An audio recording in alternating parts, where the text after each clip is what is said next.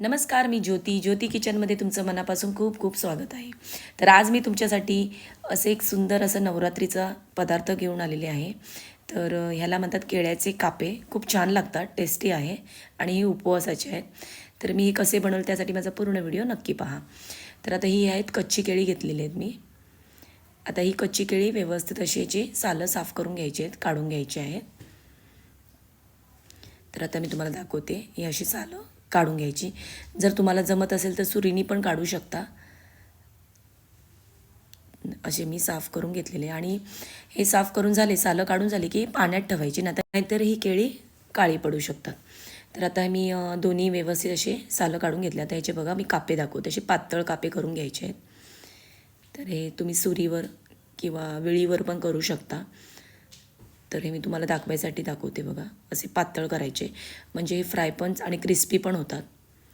तर असे मी हे सगळे कापे काढून घेतलेले आहेत. आता हे पाण्यात ठेवलेले आहेत आणि याला स्वच्छ 2 पाण्याने एकदा धुवून घ्यायचे. तर आता झालेले 2 वेळा धुवून घेतलेले आहेत. आता मी याच्यात घालायसाठी हिरवी मिरची घेतली आणि थोडासा आल्याचा तुकडा घेतला आणि मिक्सरला असं त्याचा ठेचा करून घ्यायचा आहे. तर आता हे जी मगाशी मी केळ्याचे जे कापे आहेत ते मी धुवून घेतले, ते मी दुसऱ्या बाउलमध्ये ट्रान्सफर करून घेते. तर हा बाउल जरा छोटा होणार म्हणून मी जरा मोठा बाउल घेते आणि याच्यामध्ये ट्रान्सफर करून घेतलेले. तर आता याच्यामध्ये मीठ घालायचं आहे चवीनुसार आणि आता ह्याच्यामध्ये मिरची पावडर घालायची. तर मिरची पावडर ही फक्त काश्मीरी मिरची पावडर घ्यायची आहे. ह्याच्यामध्ये गरम मसाला नाही आहे, फक्त मिरची पावडर आहे. तर फक्त ही काश्मीरी मिरची पावडर घेतली. ही तिखट नसते, फक्त कलरसाठी असते. आणि हे मी मगाशी मिरची आणि आल्याचा जो ठेचा करून घेतलेला तो घातलेला आहे आणि अर्धा लिंबू घेतला आहे. म्हणजे खूप छान असे आंबट, थोडंसं स्पायसी आणि असं खूप छान लागतं हे कापे. तर लिंबू नक्की घाला काप्यांमध्ये, खूप सुंदर लागतं. तर आता हे चांगलं असं व्यवस्थित असं मसाले मिक्सिंग करून घ्यायचे आहे, त्याला लावून घ्यायचं आहे. तर आता मी हे लावून घेतलेलं आहे. आता हे लावून झाल्यानंतर लगेच फ्राय करायचे, ठेवायचे नाही, तर पाणी सुटू शकतं.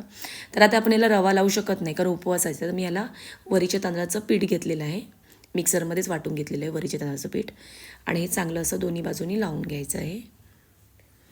आणि असं एक तवा घेतला आहे, त्याच्यावर थोडं तेल घातलेलं आहे आणि हे चांगले व्यवस्थित तव्यावर ठेवायचे आहेत एक एक करून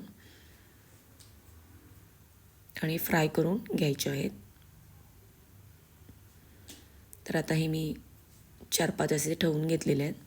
बारीक गॅसवर भाजून घ्यायचे आहेत. पण आधी हे जे कापे आपण तव्यावर ठेवायचे, आधी गॅस फास्ट ठेवायचा आहे आणि नंतर गॅस बारीक करायचा आहे. तर आता बघाय झालेले आहेत एका बाजूने. तर आता मी पलटी करून घेते सगळेचे. आता दोन्ही बाजूनी दुसऱ्या बाजूनी पण असंच भाजून घ्यायचं आहे व्यवस्थित आणि 5 मिनटात असे फ्राय होतात लगेच. मस्त असते फ्राय. आता बघा झालेले आहेत. आता हे मी काढून घेते.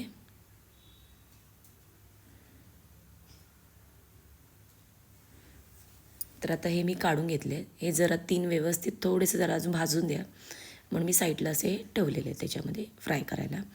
आता दुसरे पण मी असे लावून ठेवले होते, तर हे पण मी आता तव्यावर सोडून घेते. ते पण आता व्यवस्थित थोडं तेल घालून फ्राय करून घेते मी. तर आता हे पण बघा झालेत एका बाजूनी फ्राय.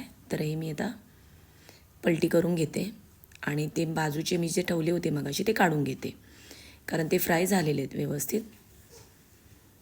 तर आता सगळे असे कापे रेडी आहेत. तर आता मी त्याला प्लेटिंग करून घेते. तर आता हे सुंदर असे टेस्टी उपवासाचे केळ्याचे कापे रेडी आहेत. तर बघा हे सुंदर कापे आणि टेस्टी कापे तुम्हाला खायची जर इच्छा झालीच असेल तर नक्की हे कापे एकदा ट्राय करा आणि एकदा तरी करून पहा. खूप छान लागतात हे कापे. तर हे कापे तुम्हाला आवडले असतील तर माझ्या चॅनलला लाईक करा, भरपूर लोकांना शेअर करा आणि माझ्या चॅनलला सबस्क्राईब करा. असेच माझे नवनवीन व्हिडिओ पाहत राहा आणि माझा पूर्ण व्हिडिओ बघितल्याबद्दल धन्यवाद.